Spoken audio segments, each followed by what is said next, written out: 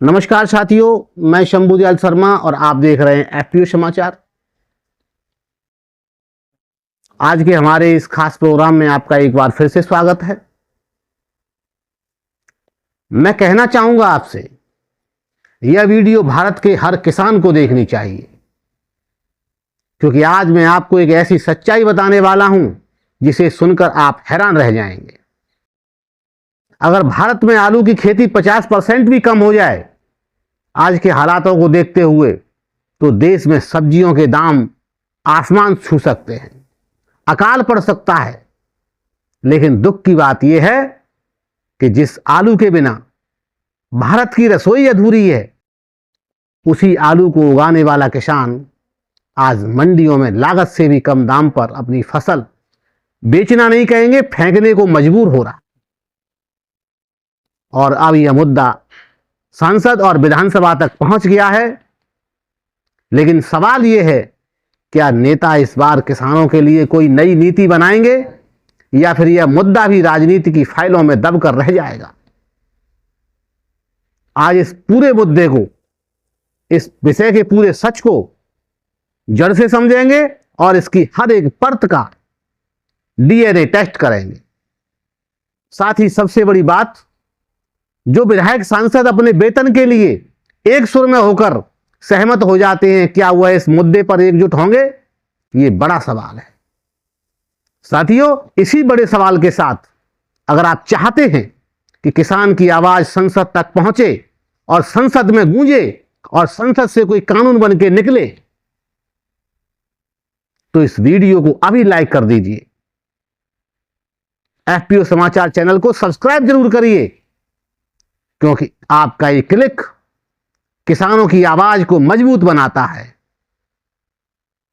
दोस्तों, भारत एक कृषि प्रधान देश है। यहां की लगभग 70% आबादी किसी न किसी रूप में प्रत्यक्ष या अप्रत्यक्ष खेती से जुड़ी हुई है। लेकिन अगर सब्जियों की बात करें, तो एक ऐसी फसल है जो हर राज्य में तो उगती है, हर राज्य का किसान उससे जुड़ा हुआ है, हर घर में खाई जाती है और हर सब्जी के साथ चलती है। लेकिन उसकी इस समय बहुत ही ज्यादा बेकदरी हो रही है, दुर्दशा हो रही है, और उसको उगाने वाले किसानों की भयंकर दुर्दशा हो रही है। और वह फसल क्या है पता है आपको? वह फसल है आलू, जिसे सब्जियों का राजा कहा जाता है और हकीकत का राजा है।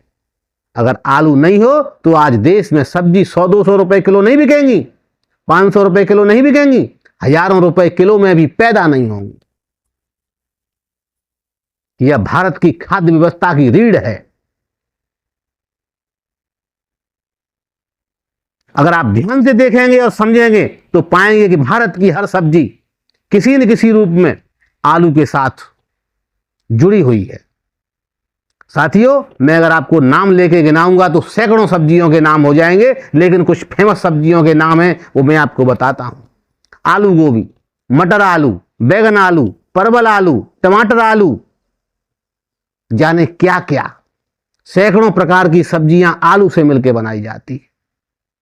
बहुत लंबी लिस्ट है।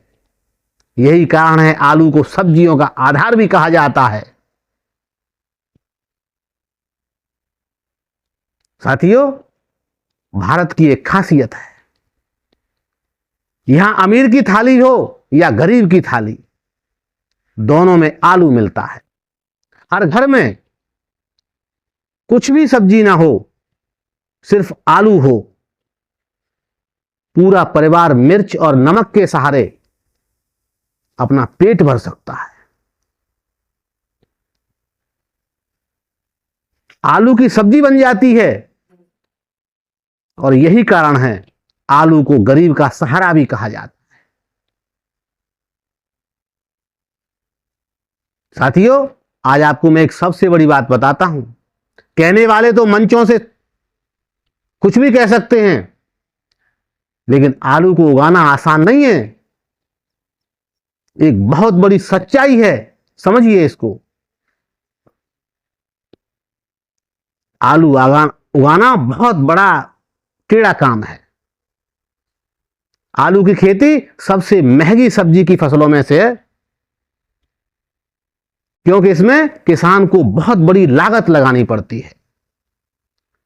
बीज की बात कर लीजिए, खाद की बात कर लीजिए, कीटनाशक की बात कर लीजिए, मजदूरी की बात कर लीजिए, मशीनरी के उपयोग की बात कर लीजिए, सिंचाई सिस्टम की बात कर लीजिए, खुदाई की बात कर लीजिए, बुवाई की बात कर लीजिए, बोरी बारदाने की बात कर लीजिए, ट्रांसपोर्ट की बात कर लीजिए और कोल्ड स्टोरेज भाड़े की बात कर लीजिए। ये सभी खर्चे बेहद महंगे हैं और सिर्फ किसान को छोड़कर बाकी इन खर्चों से जुड़े हुए लोग जिनके पास ये खर्चा पहुंचता है वो सभी फायदे में हैं। अगर एक किसान 1 एकड़ में आलू उगाता है तो कई बार उसकी लागत हजारों में नहीं लाखों तक पहुंच जाती है। साथियों, ये बहुत बड़ा दर्द की बात है कि आज उस किसान को जो लाखों रुपए लगा के अपनी फसलों में बैठा हुआ है उसे उसकी फसलों का भाव नहीं मिल रहा है। अब मंडी की सच्चाई सुनिए। किसान आज पूरी मेहनत के साथ फसल तैयार कर रहा है, खेत से आलू निकालता है, ट्रैक्टर से भर के, ट्रक में भर के, तमाम सारे ट्रांसपोर्ट के वाहन लगाकर मंडी तक ले जाता है और जब मंडी में बोली लगती है तो कई बार दाम इतना मिलता है कि उसके ट्रांसपोर्ट के रुपए, उसकी लोडिंग अनलोडिंग के रुपए भी बराबर नहीं हो पाते। आज की स्थिति यही है। जिस फसल पर लाखों रुपए खर्च किए, अगर उस फसल का दाम मंडी से और उसको वहां पहुंचाने के ट्रांसपोर्ट के बराबर मिले तो ये क्या है। आज हम 21वीं सदी में जी रहे हैं।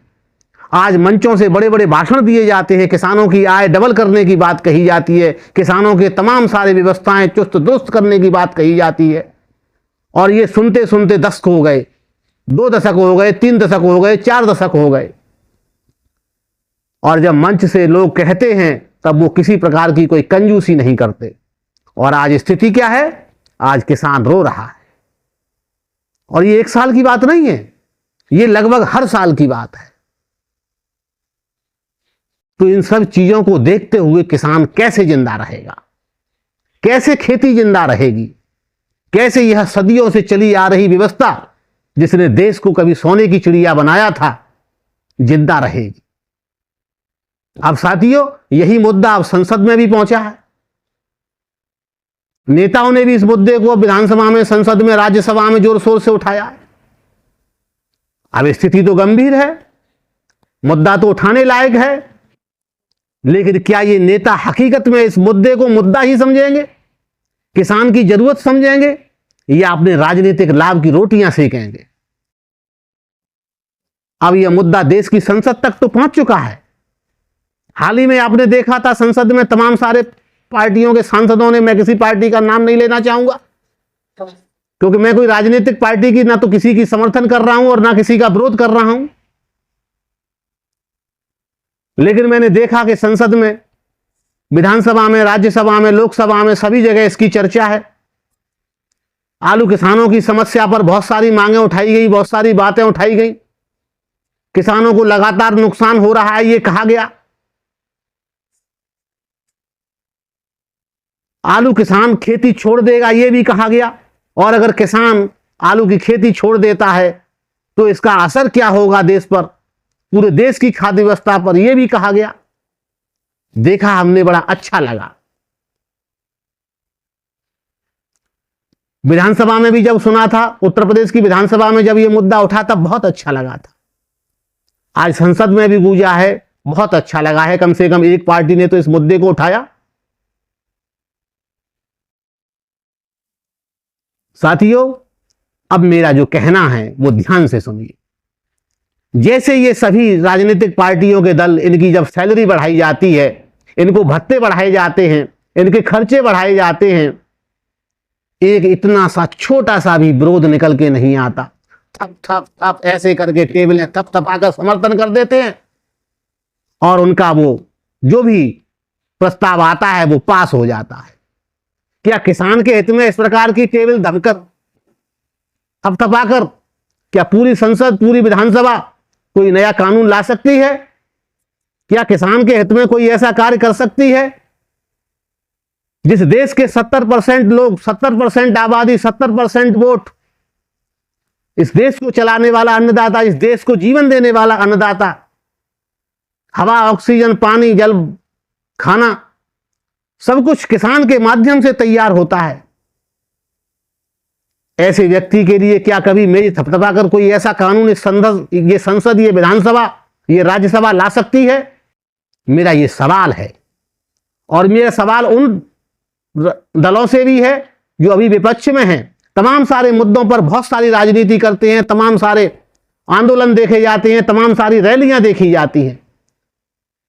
अपने स्वार्थ सिद्धि वाले, अपने नाम वाले, अपने विशेष अधिकार वाले कानून अगर कुछ प्रकार का कुछ होता है तो देश को बंद करने की बातें होती हैं।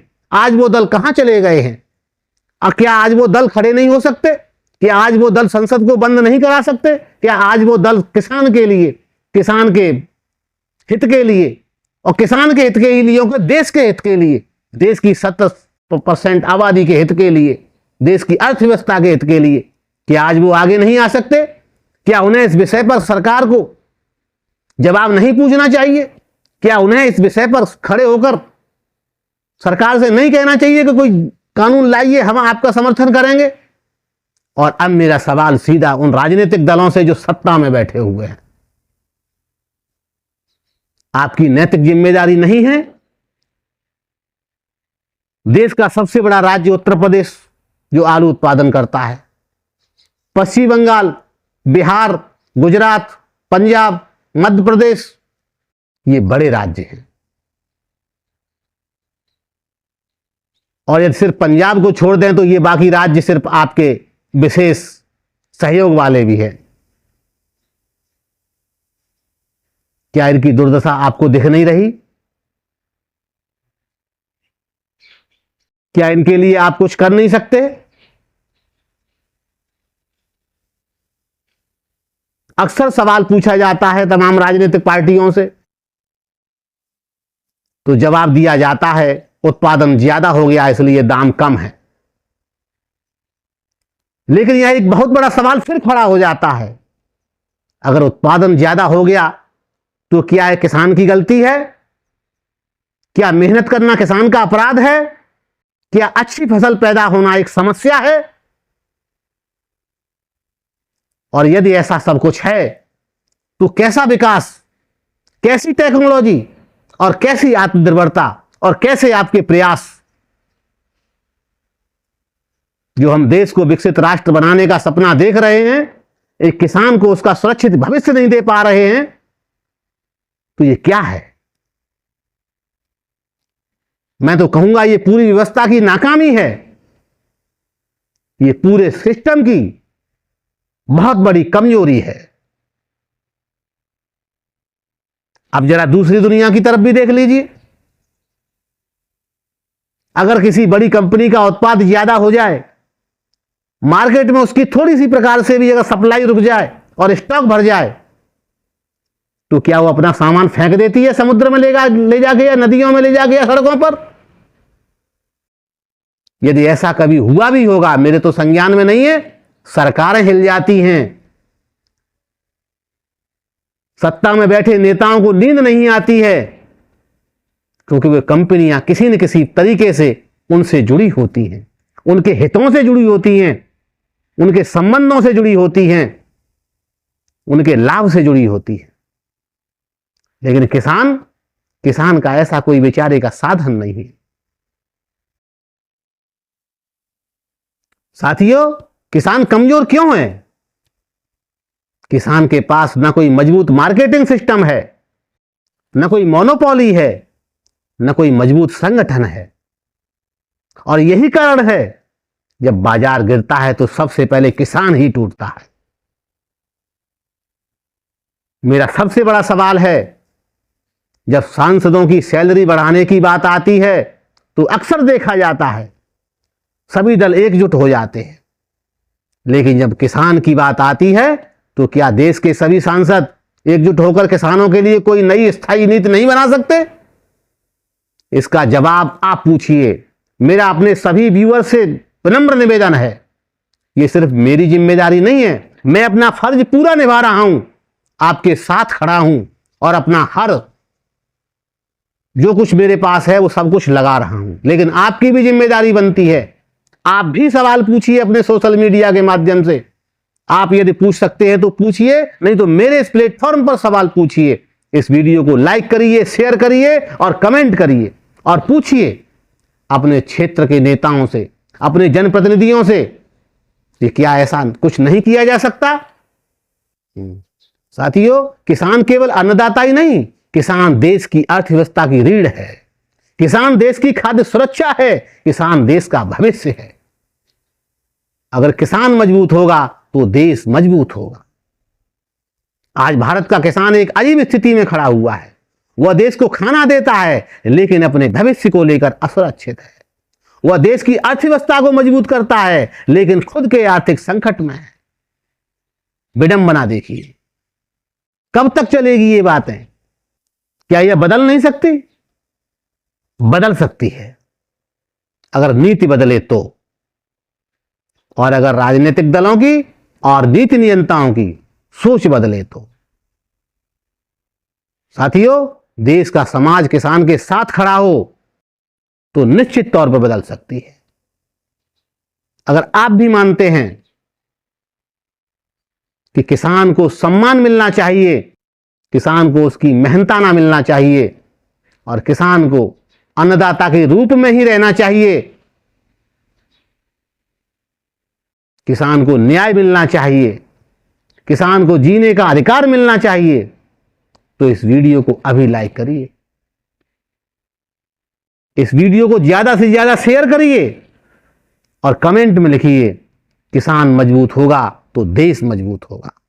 और अगर आप किसानों की सच्चाई बिना डरे, बिना दबाव के देश के हर कोने तक पहुंचाना चाहते हैं, देश के हर व्यक्ति तक पहुंचाना चाहते हैं और इस आवाज को बुलंद आवाज बनाना चाहते हैं और कुछ बदलाव लाना चाहते हैं, तो एफपीओ समाचार चैनल को अभी सब्सक्राइब करिए। क्योंकि यह चैनल सिर्फ खबर नहीं देता, यह चैनल किसानों की आवाज है, था और हमेशा रहेगा। साथियों, मैं चाहता हूं किसानों के भविष्य का कुछ अच्छा सुधार हो। और आप सभी से मेरा विनम्र निवेदन, आप अपने आलू की खुदाई कर रहे हैं तो गर्मी बहुत हो चुकी है, अच्छे से करिए, सुबह शाम करिए, दोपहर में रोक दीजिए और जितने भी सावधानियां हैं उन सभी को प्रयोग करिए, क्योंकि यह आपकी मेहनत की फसल है। इसे किसी प्रकार से लुटने मत दीजिए। कम से कम जो आपका काम है उसे तो अच्छे से करते रहिए। कल फिर मिलेंगे किसी नए और विशेष टॉपिक के साथ। कोशिश करूंगा इसी विषय पर आगे का एक भाग और बनाऊं। तब तक के लिए मुझे इजाजत दीजिए। नमस्कार, धन्यवाद।